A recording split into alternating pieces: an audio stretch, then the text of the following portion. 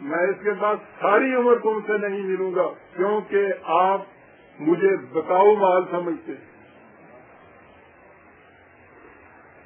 جی آج کہا جاتا ہے کہ یہ انگریز کے اشارے پہ اس نے پاکستان کی قرارداد منظور کی۔ یہ لنڈت گو جس کے متعلق کہا کہ کس نے بھیجی تھی وہ قرارداد مسودہ، لنڈت گو نے، اس کے زمانے میں وار کونسل یہاں بنی تھی اور سر سکندر اور مولوی فضل حق بنگال کے دونوں مسلم لیگی وزیر تھے، وزیر اعظم تھے۔ انہوں نے اس کی رکنیت قبول کر لی تھی اور مسلم لیگ نے کہا تھا کہ ہم اس کو بائیکاٹ کریں گے۔ چنانچہ انہوں نے ان دونوں کو لکھا اور ان کو استعفیٰ دینا پڑا۔ تو لنڈت وہ وائسرا تھا، اس کی اسکیم فیل ہو رہی تھی، اس نے قائد اعظم کو بلایا ملاقات کے لیے۔ پہلی چیز تو یہ کہ اس نے 11 بجے کا وقت مقرر کیا ہوا، ٹیلی فون پہ ٹیلی فون آ رہا تھا اور قائد اعظم اپنے یہاں سے اٹھتے نہیں تھے۔ اس کو یعنی یہ نہیں کہ خدا نہ کردہ یہ بدتمیز تھی، اس کو جتانے کے لیے میری نگاہ میں تمہاری کیا قدر و قیمت ہے۔ بلاخر جب گئے ہیں تو پوچھا کہ کیوں مجھے بلایا گیا؟ اس نے کہا کہ میرے بیان سے آپ کو کچھ غلط فہمی ہوئی ہے، میں اس کی تشریح کرنا چاہتا ہوں۔ اور جنا اٹھ کھڑے ہوئے اور کہا کہ مجھے آپ کی تشریح کی ضرورت نہیں ہے، وہ بیان بہت واضح ہے، اور اٹھ کے کمرے سے باہر آ گئے۔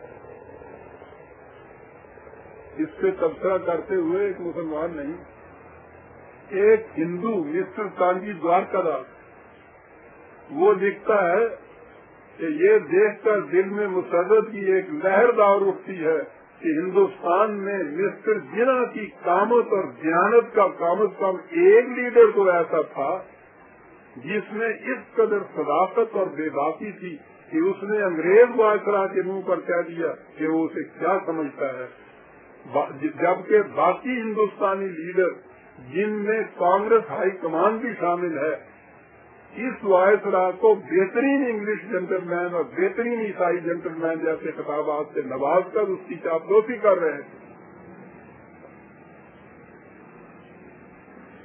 اور مسز سروجنی نیوڈو کا تو نام آپ نے سنا ہوگا، کہ بعد میں وہ گورنر بھی ہوگی تھی یو پی۔ اس نے قائد اعظم کی زندگی میں یہ کہا تھا کہ میں مدت سے جنہ کو جانتی ہوں، ان کے متعلق خاص کوئی رائے بھی قائم کی جائے، لیکن میں یہ پورے وثوق کے ساتھ کہہ سکتی ہوں کہ انہیں کسی قیمت پر بھی خریدا نہیں جا سکتا۔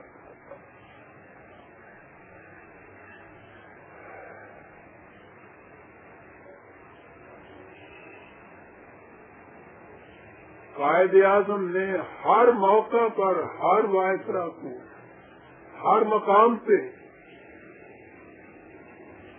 کم از کم سن 38 سے یہ بتانا شروع کر دیا تھا کہ مسلم لیگ کا مطمع نگاہ ملک کو تقسیم کر کے اکثریت کے علاقوں کے اندر اپنی آزاد مملکت کا قائم کرنا ہے۔ تاریخ کے اوراق اس کے شاہد ہیں، دستاویزات موجود ہیں، یہی موجود نہیں ہے۔ انڈیا لائبریری انگلینڈ کے اندر جو ہے، لندن کے اندر، اس کے اندر یہ دستاویز موجود ہے جس میں سے کہتے ہیں کہ سر رسول اللہ کا یہ جو نوٹ تھا یہ حاصل ہوا ہے۔ وہاں چیزیں یہ موجود ہیں کہ اس زمانے سے قائد اعظم یہ ہر ایک کو کہتے چلے آ رہے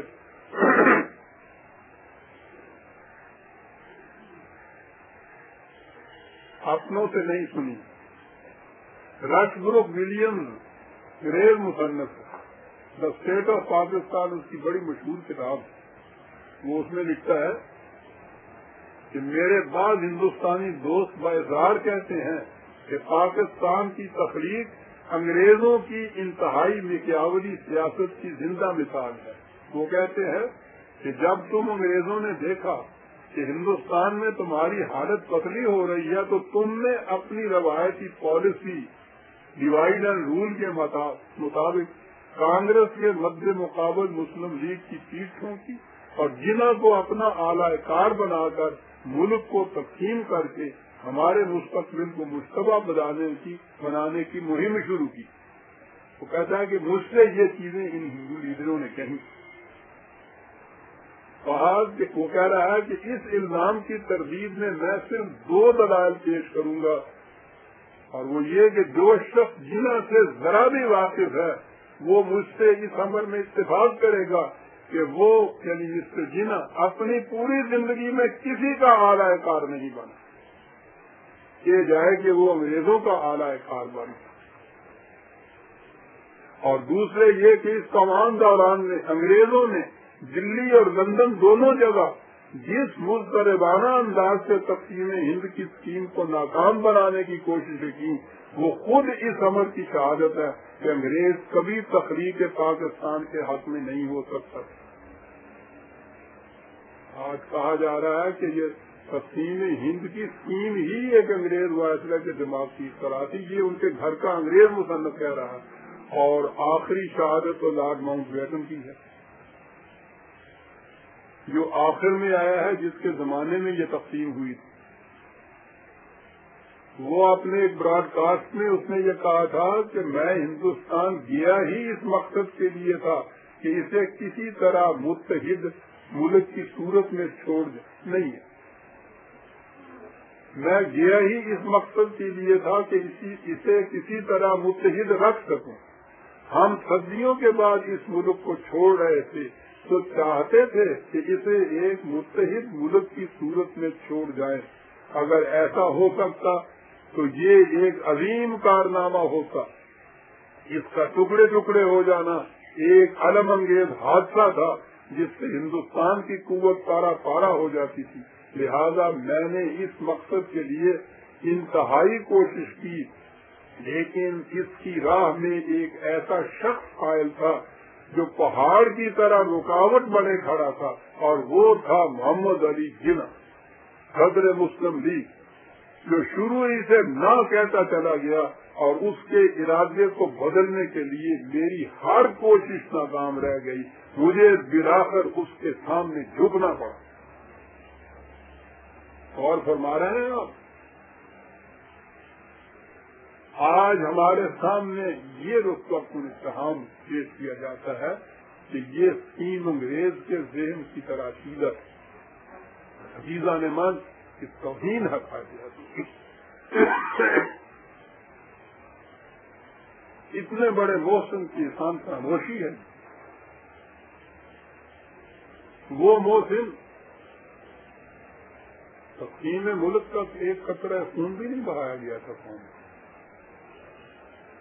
ذاتی محنت سے، انتھک محنت سے، اور جب میں کہوں گا کہ جان دے کر اس مملکت کو حاصل کیا تو یہ شاعرانہ الفاظ نہیں ہے. یہ واقعہ بھی ماؤنٹ بیٹن نہیں لکھا اور اس نے انکشاف کیا تو پتہ چلا، ورنہ کسی کو معلوم بھی نہ ہوتا. کئی سال پیشتر جناح کا اپنا ذاتی فزیشین ڈاکٹر بمبے کا فرقی اس نے جناح کا معائنہ کیا.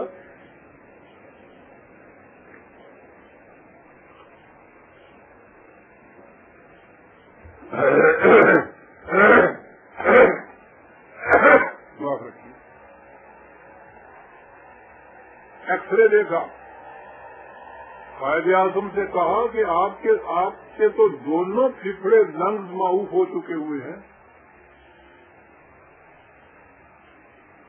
کامل اطمینان کیجیے تو کچھ سال زندہ رہ سکتی ہے. اگر یہی آپ نے طرز اپنا رکھا اس محنت کا، آپ زیادہ دیر تک زندہ نہیں رہ سکتے. آپ کو معلوم